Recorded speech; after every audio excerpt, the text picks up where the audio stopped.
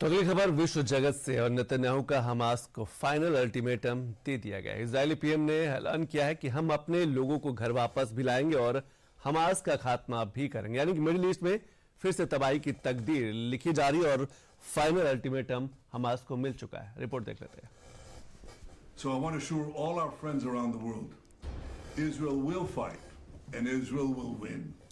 We will bring our people home and we will destroy Hamas. We will not relent until we achieve all these vital goals. And we will not rest until we give our country a future of peace, prosperity. ये बयान, ये ऐलान उस तूफान का इशारा है जो मिडिल ईस्ट में फिर से तबाही की तकदीर लिख सकता है। इजरायली पीएम बेंजामिन नेतन्याहू का हमास को चेतावनी वाला ये बयान उस वक्त आया जब इजरायल की सेना गाजा पट्टी में हमास की तबाही की पटकथा लिख रही थी। बीते 36 घंटों के हवाई हमलों में इजरायल ने हमास के 3 बड़े आतंकियों को मार गिराया है। दावा है कि इजरायल ने गाजा में हमास के चीफ को भी नेस्तनाबूद कर दिया है। इजरायल ने मंगलवार सुबह गाजा में एयर स्ट्राइक किया। इजरायल का दावा है कि वो हमले की प्लानिंग कर रहे आतंकियों को निशाना बना रहा है।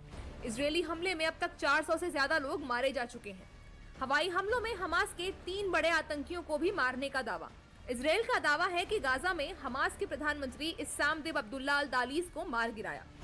हमास के कमांडर और पॉलिटिकल लीडर महमूद मारजूक अहमद अबू वतफा भी मारा गया।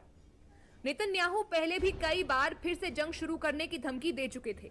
इजरायल लगातार हमास से अपने बंधकों की वापसी की मांग कर रहा है। इजरायल के रक्षा मंत्री इजरायल कोर्ट्स ने तो ये धमकी तक दे दी है कि अगर बंधकों को रिहा नहीं किया गया तो गाजा में नरक के दरवाजे खोल देंगे। हमास और इजरायल के बीच इसी साल 19 जनवरी को युद्ध विराम समझौता हुआ था, लेकिन हमास ने समझौते के मुताबिक इजरायल के सभी बंधकों को रिहा नहीं किया, जिसके बाद इजरायल ने मंगलवार सुबह गाजा में फिर से एयर स्ट्राइक कर समझौता तोड़ दिया।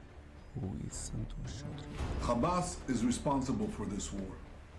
It invaded our towns, murdered our people, raped our women, and kidnapped our loved ones. Hamas refused offer after offer to release our hostages. In the past 2 weeks, Israel did not initiate any military action in the hope that Hamas would change course. Well, that didn't happen. While Israel accepted the offer of President Trump's special envoy, Steve Witkoff, Hamas flatly refused to do so.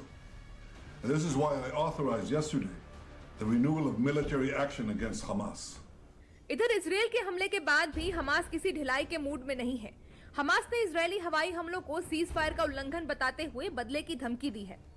Israel का वार है कि cease fire पर बातचीत आगे नहीं बढ़ रही। वहीं हमास ने कहा है कि इजरायल ने सीज फायर का उल्लंघन किया है। इजरायल की मांग है कि बंधकों को रिहा किया जाए। वहीं हमास का कहना है कि हमले से इजरायली बंधकों की जान को खतरा है। इजरायल ने 2 सप्ताह पहले ही गाजा में खाना, दवाइयों, ईंधन और अन्य सप्लाई को रोक दिया था। इजरायल ने मांग की है कि हमास सीज फायर समझौते में बदलाव को स्वीकार कर ले। दरअसल सीज फायर के पहले फेज में 33 इजरायली बंधक रिहा हुए थे, लेकिन पहला फेज 1 मार्च को ही खत्म हो गया था। सीज फायर का पहला फेज 1 मार्च को खत्म हो गया। पहले फेज में हमास ने 33 बंधक छोड़े हैं। इजरायल ने 2000 फिलिस्तीनी कैदियों को रिहा किया है। इजरायल और हमास के बीच दूसरे फेज की बातचीत शुरू नहीं हो पाई है। दूसरे फेज में 60 इजरायली बंधकों को रिहा किया जाना था। इजरायल भी 1000 फिलिस्तीनी कैदियों को रिहा करने के लिए राजी था। इजरायल और हमास के बीच स्थायी युद्ध विराम पर भी बात होनी थी। इजरायल और हमास के बीच ये डील 3 फेज में पूरी होनी थी, लेकिन अब इजरायल के हमले ने फिर से इस डील को अधर में लटका दिया है। करीब 2 महीनों की शांति के बाद फिर से खूनी खेल का आगाज हो गया है। युद्ध विराम को लेकर अमेरिका की भी तमाम कोशिशें नाकाम साबित हो रही हैं। 15 महीने की इस जंग में गाजा बर्बादी की कगार पर खड़ा है। 7 अक्टूबर 2023 को हमास का इजरायल पर हमला। हमास ने 1139 लोगों को मारा और 251 को अगवा किया। इजरायल के पलटवार में 46,000 से ज्यादा मौत। ये गाजा की पूरी आबादी का करीब 2% है।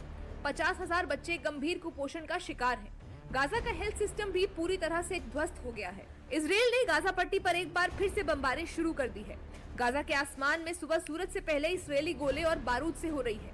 अब इस आगाज का अंजाम कितना भयावह होगा ये तो वक्त ही बताएगा। तो इन खबरों के साथ आज भी बस इतना ही। नमस्कार।